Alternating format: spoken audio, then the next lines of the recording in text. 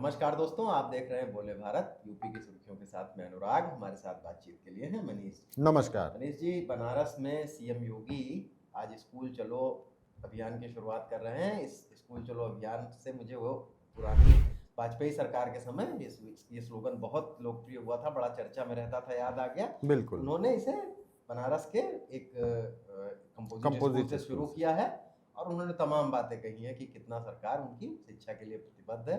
और कल ही बनारस में भी उन्होंने काशी विश्वनाथ मंदिर के पर एक घड़ी जो है लगाई थी, उसमें मध्य प्रदेश के मुख्यमंत्री मोहन यादव भी उस कार्यक्रम में आए थे। तो जरा इन कार्यक्रमों का में क्या हुआ और इनकी क्या राजनीति है, ये भी बताइएगा। कुछ घोषणाएं भी की हैं सीएम योगी ने। देखिए, स्कूल चलो अभियान की शुरुआत शिवपुर विधानसभा क्षेत्र के एक कंपोजिट स्कूल से योगी आदित्यनाथ ने की है और उन्होंने बकायदा वहां पर विजिट भी किया, स्कूल में बच्चों से बातचीत भी की, बच्चियों से बातचीत की।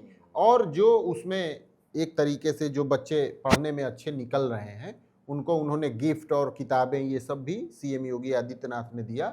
ये तो चलिए सालाना जलसा हो गया, लेकिन इस मौके पर सबसे बड़ी बात यह है कि जो सरकार ने पिछले दिनों ये ऐलान किया था कि अनुदेशकों और शिक्षा मित्रों का मानदेय सरकार बढ़ाने जा रही है, उसको मंच से सीएम योगी आदित्यनाथ ने कहा है। उन्होंने कहा है कि अनुदेशकों को 17,000 और शिक्षा मित्रों को 18,000 का मानदेय इसी महीने से मिलना शुरू हो जाएगा।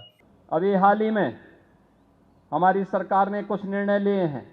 अनुदेशकों को 17,000 रुपये का मानदेय, शिक्षा मित्रों को 18,000 रुपये का मानदेय इसी महीने से हम लागू करने जा रहे हैं। शिक्षक हो, शिक्षा मित्र हो, रसोइया हो या फिर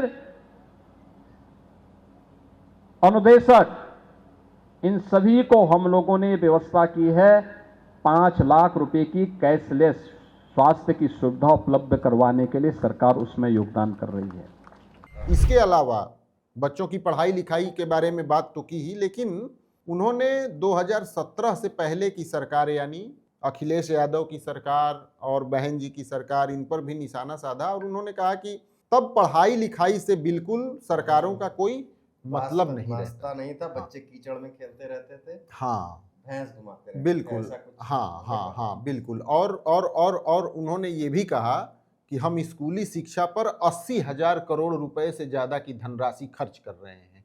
शिक्षा के मामले पर योगी आदित्यनाथ के कई बार ऐसे बयान भी आए हैं। उन्होंने लंबा प्रसंग भी सुनाया कि कैसे हमने देखा कि बच्चे फटे हुए ड्रेस में थे तो स्कूल ड्रेस देने की शुरुआत की, बैग दिया, जूते दिए। इन सब में जब धांधली सी होने लगी या कुछ गड़बड़ियां समझ में आई तो डायरेक्ट बेनिफिट ट्रांसफर के तहत पैसा उनके खातों में जाने लगा।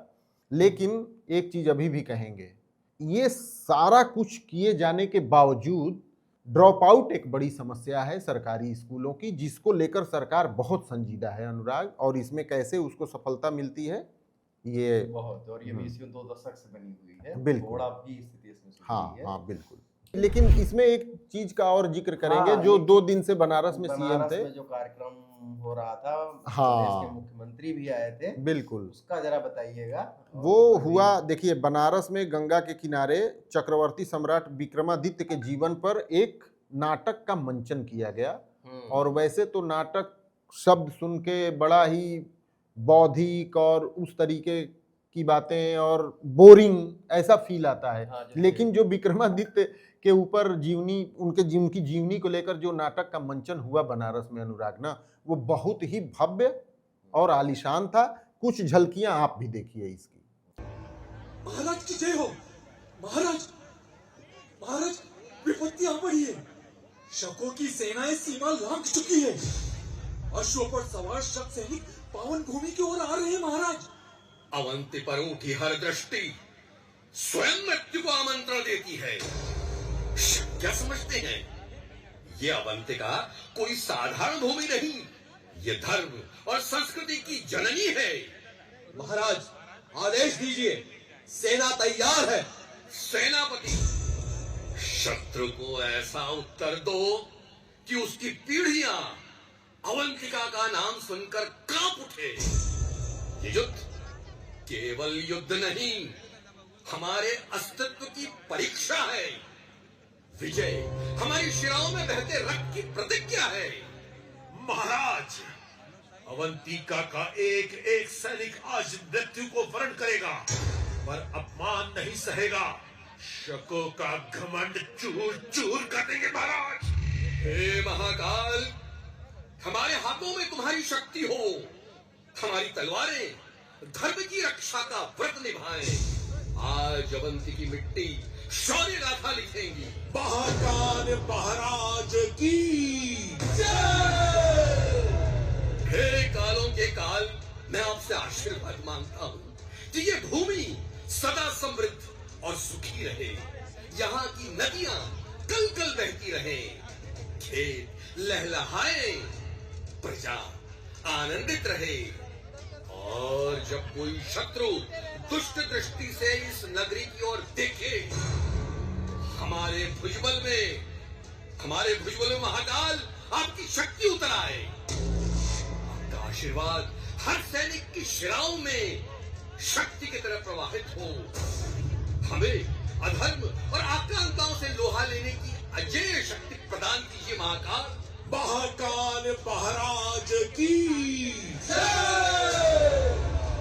मंत्री महाराज, समाचार आ रहे हैं कि शक अपने साम्राज्य की सीमाओं से हमारी ओर दृष्टि लगाए हुए हैं।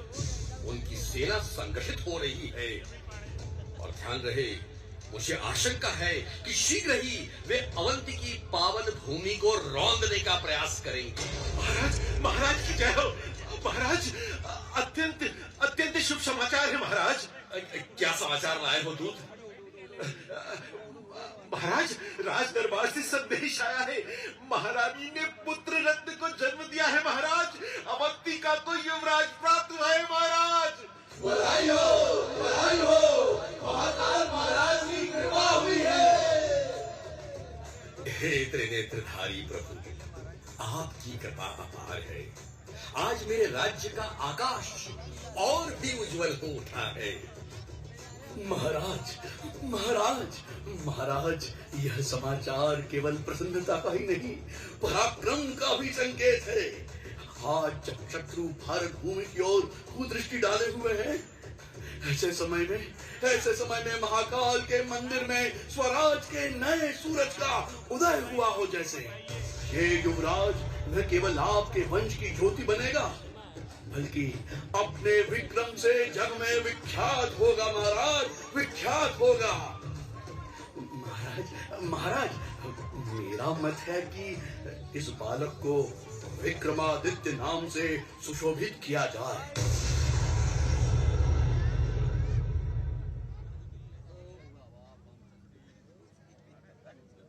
महंत जी, आपके शब्द स्वयं भगवान महाकाल की आज्ञा जैसे लगते हैं।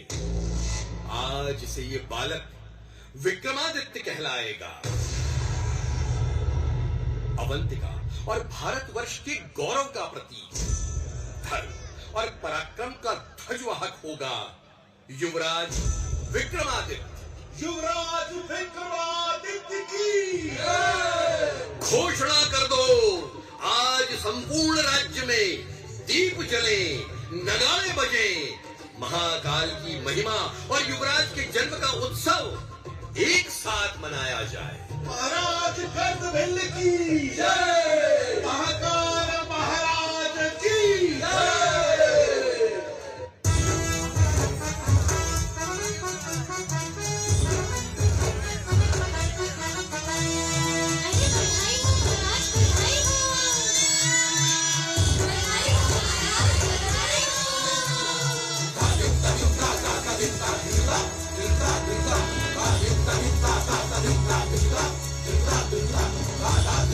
La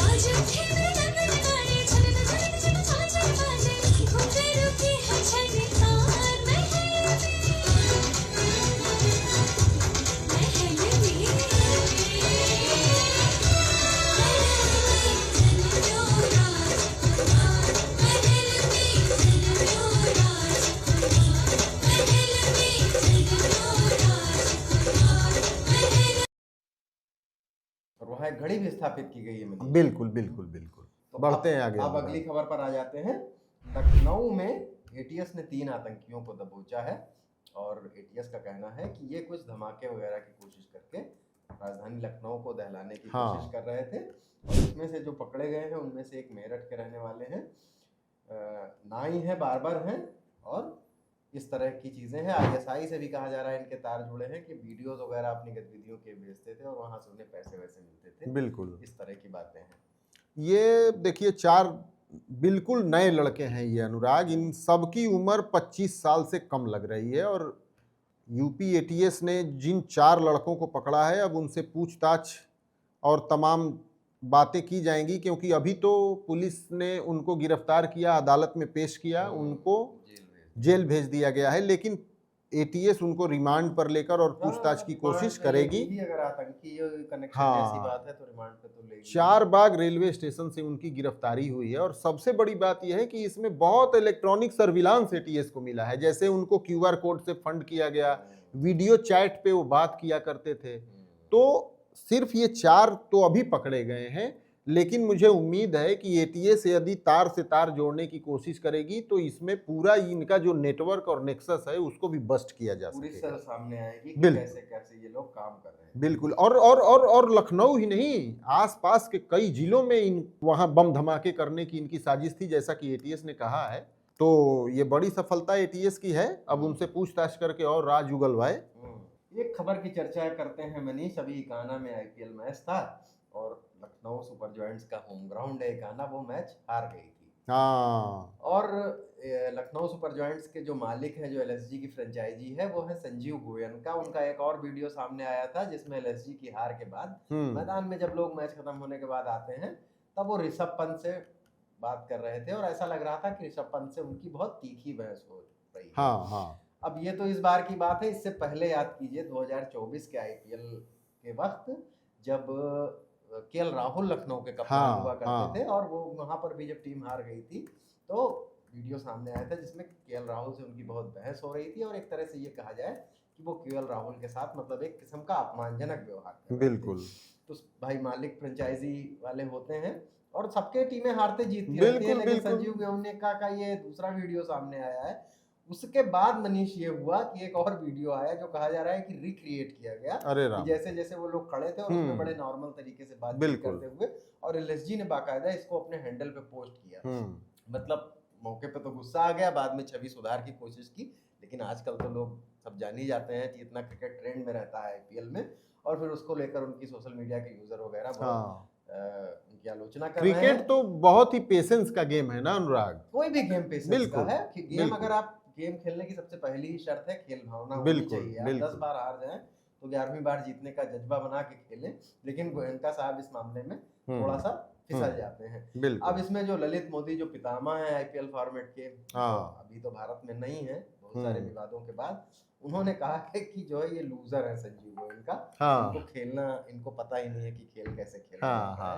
और ये दूसरी बात है, ऋषभ पंत बड़े टेस्ट प्लेयर हैं, टेस्ट टीम में खेलते हैं भारत के, और आप ऐसे कैसे कह सकते हैं मतलब बिल्कुल इस तरह से आपकी टीम में के लिए वो खेल रहे हैं। सही बात है, एक फॉर्मेट है, लेकिन आप टीम मीटिंग में कुछ कहिए, और कम से कम क्रिकेट तो आप ऋषभ पंत से ज्यादा नहीं जानते हैं। बिल्कुल बिल्कुल। वो जब मैदान पर अगर ऋषभ पंत हार गए तो फिर आप उनको क्या बताएंगे, जबरदस्ती थोड़ी जिता लेंगे। बिल्कुल। खैर ये चर्चा थी, काना में मैच था इसलिए इसकी चर्चा। अब मौसम का हाल जरा बताइए। अभी फिर मैं देख रहा हूँ कि अभी 15 मिनट पहले धूप थी और फिर बदली आ गई है। देखिए अनुराग, 4 अप्रैल को यानी कि शनिवार के दिन ऑरेंज अलर्ट पूरे स्टेट के लिए मौसम विभाग ने जारी किया है। यानी कि पूरे स्टेट में, अब पूरे स्टेट का कहने का मतलब ये नहीं है, लोग इंटरप्रेट करने लगते हैं कि हर शहर में, हर कस्बे में, हर गांव में, ऐसा नहीं होता है। पूरे स्टेट में यानी पूरब से लेके पश्चिम तक जो है, सोनभद्र से लेके सहारनपुर तक, इस बीच में जितने भी शहर हैं इनमें से ज्यादातर में 50-60 किलोमीटर प्रति घंटे की रफ्तार से तेज अंधड़ चलने और उसके साथ बारिश होने, ओले गिरने, बिजली चमकने, इन सब का ऑरेंज अलर्ट जारी किया है मौसम विभाग ने। यानी कि शनिवार का दिन मौसम के लिहाज से पूरे प्रदेश में खराब रहने वाला है। वैसे तो मौसम अगले 1 हफ्ते तक ऊपर नीचे ऐसे ही अपना व्यवहार दिखाता रहेगा, लेकिन आज ज्यादा सावधान रहने की जरूरत है। अप्रैल में हो रहा है सब मनीष। बिल्कुल बिल्कुल बिल्कुल, अप्रैल में प्री मानसून सीजन में। अभी वैसे हीट वेव की शुरुआत धीरे धीरे अब होती, लेकिन 15 अप्रैल तक मौसम ऐसा रहेगा अनुराग। ये धूप छांव का जो खेल है ये जारी ही रहेगा। तो यूपी की सुर्खियों को आज यहीं विराम देते हैं, कल फिर आपसे मुलाकात होगी, तब तक के लिए इजाजत दीजिए। नमस्कार, धन्यवाद। नमस्कार। रहिए बोले।